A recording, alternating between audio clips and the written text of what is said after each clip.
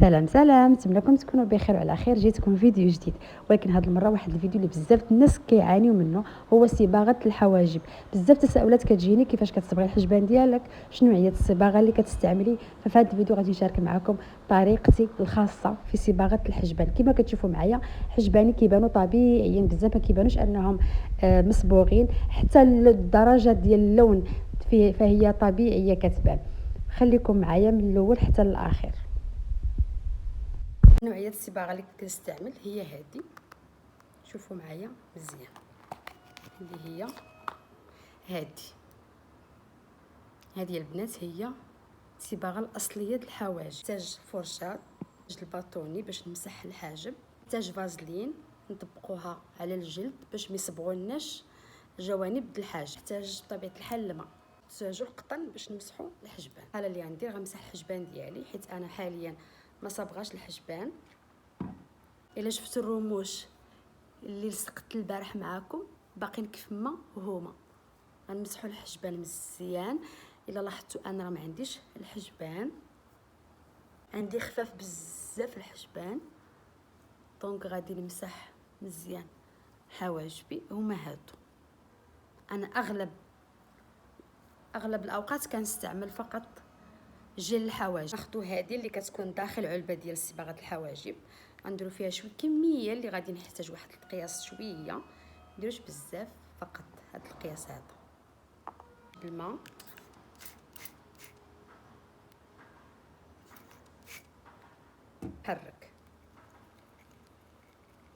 نحرك مزيان باش ما يبقاش فيه ديك الحبيبات، نحركو مزيان. شوفوا معايا تعطينا واحد القوام اللي ما ثقيل ما خفيف. نديرو فازلين قلت لكم هنا من الفوق، نتوما عارفين الصباغه كتصبغ هنا فقط. كذلك الحاجب الثاني،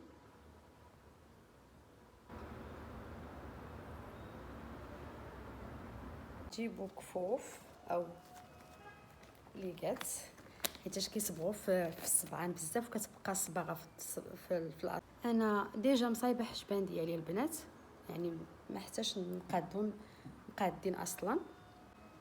نحيد هاد العود، غناخذ هاد الفرشه هادي اللي كنصايب بها جل الحواجب رقيقه. شوفوا معايا كيفاش رقيقه. حاجه نمشطو الحاجب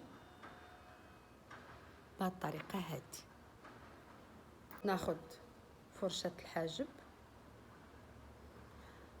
اولا غنبدا من هنا من نصف الحاجب وانا نمشط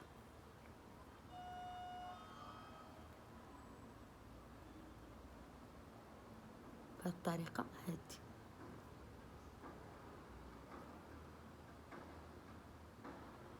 خدموا غير بشويه البنات وتبعوا الفورمه ديال الحجبان، تبعوها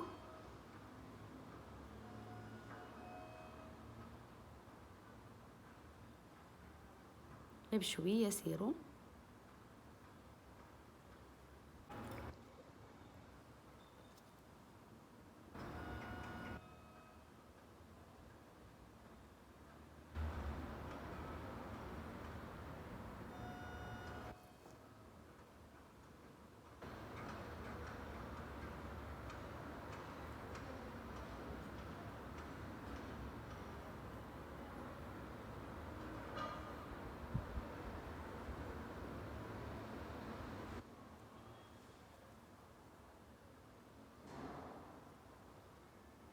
ناخذ هذا العود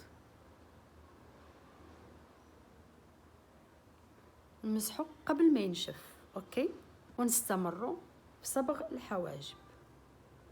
انا قلت لكم البنات انا نحاول نهضر بالهضره يعني لهجه بيضاء باش الكل متتبعات داخل المغرب وخارج المغرب يفهموني شنو كنقول. اوكي، نستمر في صبغ الحواجب. ملي كان الامام دائما رسمه خفيفه في الامام.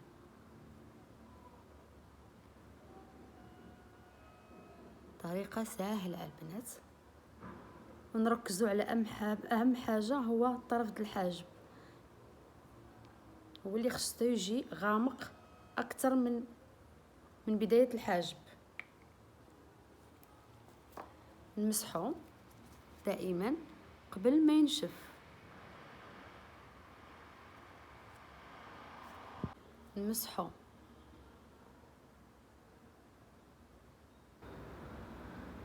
الزوائد اللي عندنا، رسموا على حساب شكل الحاجب اللي نتوما تبغيو.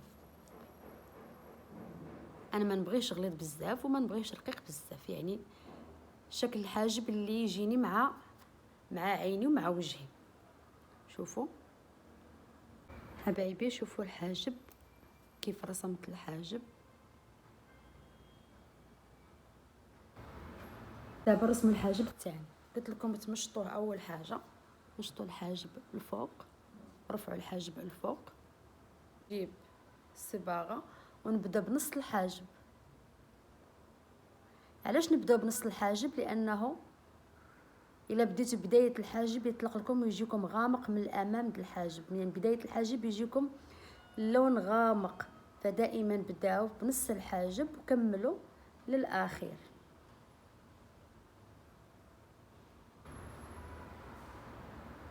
يعني هنا ما تبقى لكم من صباغه هما اللي تحطوه في البدايه د الحاجب. نمسحوا. ملي كنستعملوا فازلين كيساعدنا ان الصباغه ما تلصقش لينا في الطرف د الحاجب. غنكملوا. سحاب لي كنصور البنات سمحوا لي. المهم بنفس الطريقه اللي درت لهاد الحاجب ندير لهاد الحاجب، نمشطوه الفوق، نجيب القطن ونمسحوا الزوائد اللي عندنا الفوق بهاد الطريقه سهله. شوفوا معايا. بالنسبه للون اللي بغات تحصلوا عليه نتوما الدرجات اللي بغيتو، انا بغيتو بني فاتح ماشي بني غامق، بغيتو اسود تخليوه، انا نخلي غير شويه. اول حاجه غنمسح غير من القدام ونخلي هاد البلاصه اللي عندي فيها الشعر خفيف. شوفوا البنات القطن فيه الماء، وغنمسح غير الحاجب من هنا. هنا غنخليه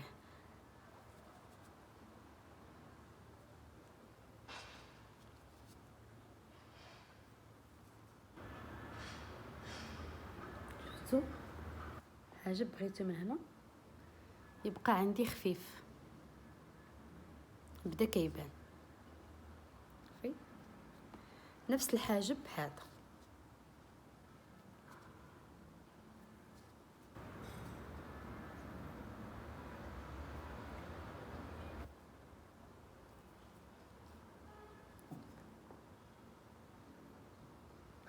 غادي نخليهم شويه حتى يغمق اللون ديالو من هنا، عاد نمسحو. دابا الكبيدات غنمسح حجبان.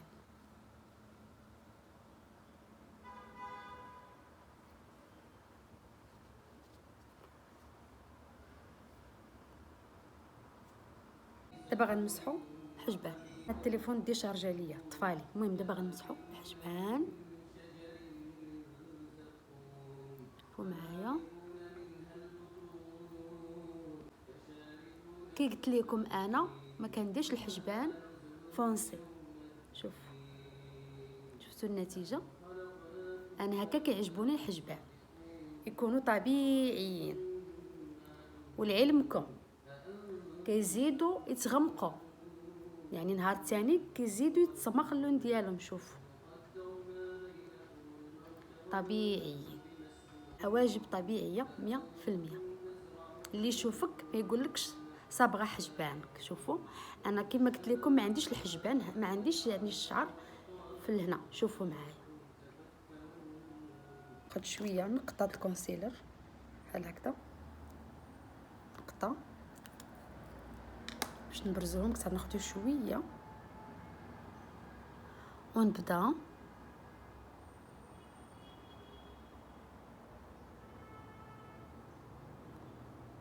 نظف الحاجب.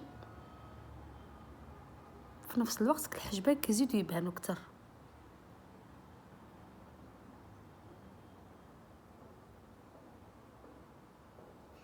نزيدو شويه كونسيلر.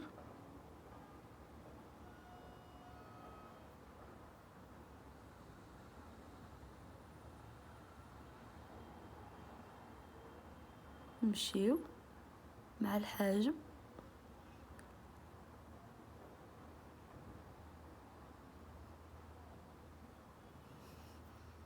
شوفوا معايا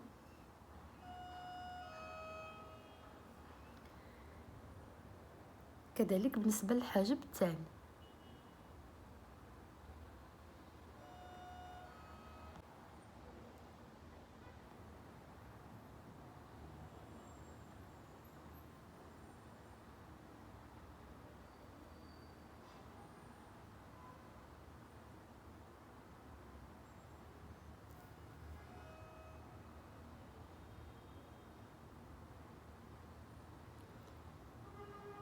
كيجينا الحاجب مرتب بنفس الوقت نقي. شفتوا كذلك اللي بقى لي من الكونسيلر نفس الشيء. هانتوما بنات شوفوا معايا الحاجب. فوالا البنات كما كتشوفوا معايا هذه هي النتيجه. الحجبان طبيعيين، كلشي كيسقسيني على الحجبان ديالي. الاغلبيه انا كندير لكم كما قلت لكم كندير جلد الحواجب، مره كنصبغهم. شوفوا اللون اللي حصلت عليه حسب اللون ديال شعري، اللون اللي يجيني مع البشره ديال وجهي. يعني طبيعيا هانتوما نقرب لكم شوفوا معايا طبيعيين 100%. مجرد انك تشري صباغه الحواجب النوعيه اللي وريتك هذه تقدري تحصلي على حجبان طبيعيين وباللون الدرجه اللي بغيتي على حسب اللون ديال العينين، اللون ديال الشعر ديالك، اللون ديال البشره ديالك، اللون اللي غادي يوالمك. فتقدري تحصلي على حساب الدرجات اللي بغيتي. كل ما خليتي كل ما اللون ديال الحواجب كيزيد يتغير.